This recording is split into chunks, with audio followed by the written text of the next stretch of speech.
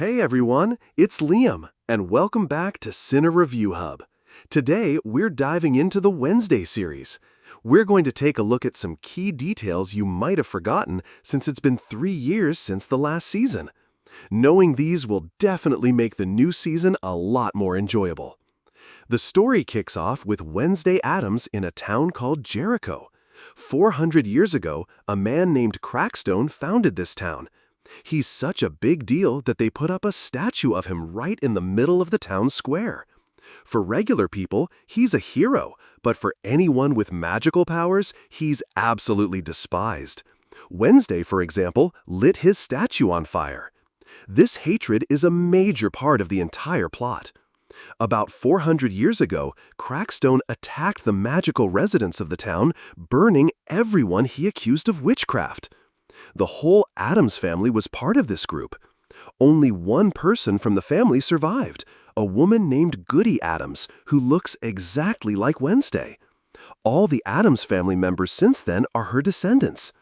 The cool thing about Goody is that she eventually came back, avenged her family, killed Crackstone, and helped the magical people reclaim their lands and establish the Nevermore Academy.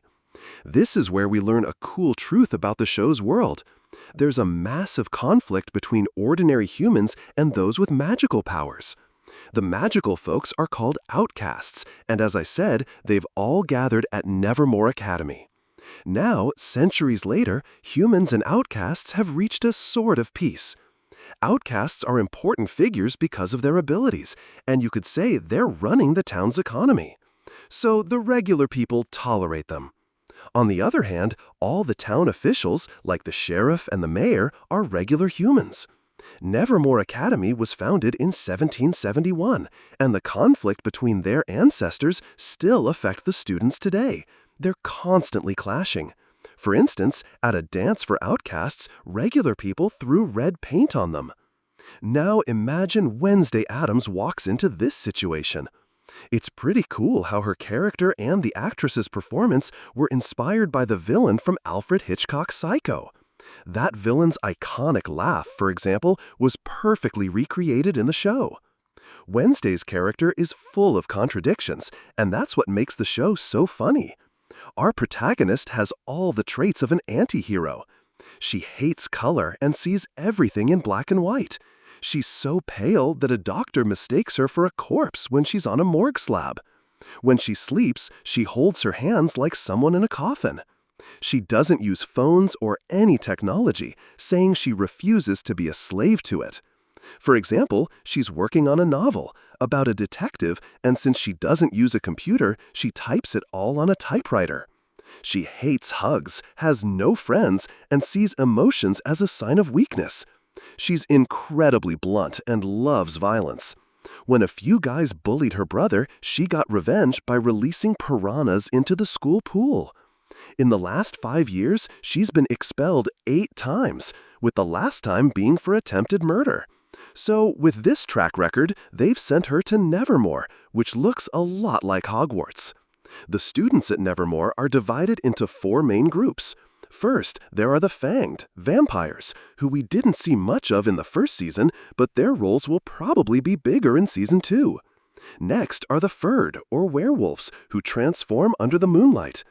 Coincidentally, Wednesday's roommate is a werewolf, and she's another character full of contradictions. Even though she's a werewolf, she paints her nails in all sorts of colorful designs and dyes her hair pink. Imagine seeing a pink-haired werewolf! Then there are the Stonemakers, one of whom Wednesday's roommate has a crush on. These are people whose heads are covered in snakes, and if you look at their snakes, you temporarily turn to stone. Finally, we have the Finned, who can turn into mermaids in the water. Their special power is that their voice can hypnotize people into obeying them. But here's the thing. This school is for outcasts, but not all of them fit into these 4 categories. Wednesday is an example. She inherited her powers from her mother. She has the ability to see psychic visions. If she touches a person or object, she can see visions of their past. A simple kiss, for instance, can let her know what a person has done before. However, she doesn't control this power. It happens randomly. More importantly, sometimes when she has these visions, she can meet the spirits of her ancestors and ask for their guidance. Their advice is crucial because they know what's coming in the future. I mentioned her mother has this power too, and she gave Wednesday a necklace to help her. The necklace can summon the spirits of her ancestors so she can get help in tough situations. For example, in the last season, Wednesday was stabbed and was about to die, but the spirit of her ancestor, who looks just like her, came and healed her wounds, saving her from death. She might get other powers in the new season too. A crucial detail about these visions is that they aren't always correct. They can sometimes cause trouble because they don't show the full truth, only a part of it, which can mislead Wednesday. For example, in the last season, she almost wrongly put a guy she liked in jail because of these visions. This brings up a question. Why didn't the Addams family send Wednesday to Nevermore before? Their ancestors were so important. One of them killed Crackstone and helped found the school. Yet Wednesday only came after 5 years and 8 expulsions. The reason is a complicated story. A story about a series of murders that started 32 years ago and are still going on. 32 years ago, a family of regular humans tried to poison all the students at Nevermore. They claimed the land the school was built on belonged to their ancestors. It was the same old conflict between humans and outcasts. Their plan was for their son to use a vial of poison to contaminate the students' food. But before he could do it, the vial broke in his pocket, poisoning him instead. He lost control, got into a fight with Wednesday's mother, who was young at the time, and was accidentally killed by her. Wednesday's father took the blame, and the Addams family left the area. But now, because of Wednesday's misbehavior, they had no choice but to return to Nevermore after all this time. But as I said, the murders are still happening. Ever since Wednesday arrived, a monster has been committing a new series of murders, and this is a big deal. We can't just see it as a solved mystery, because the monster that was doing the killings escaped at the end of the last season and will be back in the new one. Wednesday, like a true detective, tries to solve the mystery of these murders.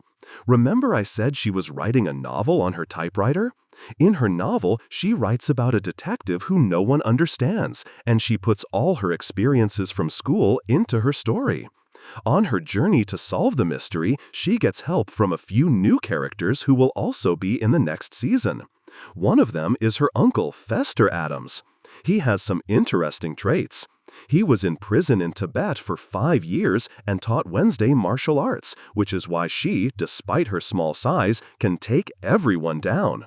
He's the only character Wednesday is truly close to and loves. His power is that electricity comes from his hands. He's always bickering with Thing because, apparently, he once left Thing behind during a robbery. This adds a funny element to the story.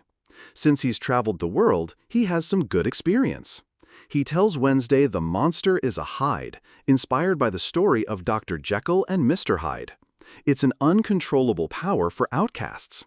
If someone isn't trained, they can turn into this monster uncontrollably.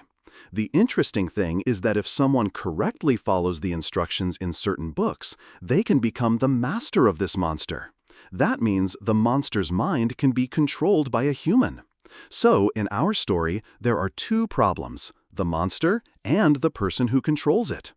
Another character who helps Wednesday solve the mystery is Eugene. He's a clumsy guy whose power is controlling bees. He can make all the bees attack someone at once. Wednesday likes him a lot because he reminds her of her brother. Remember I said her brother was always being bullied at school? Eugene is the same way, and Wednesday feels a connection with him. Eugene is attacked by the monster but doesn't die. After he wakes up, he gives Wednesday some information about the monster's master.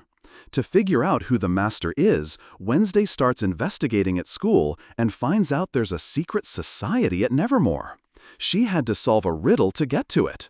The student who solves the riddle gets to the statue of Edgar Allan Poe, a real writer who was honored in the show. Wednesday solves the riddle and finds out that if she snaps her fingers twice in front of the statue, she can enter a secret room under the school.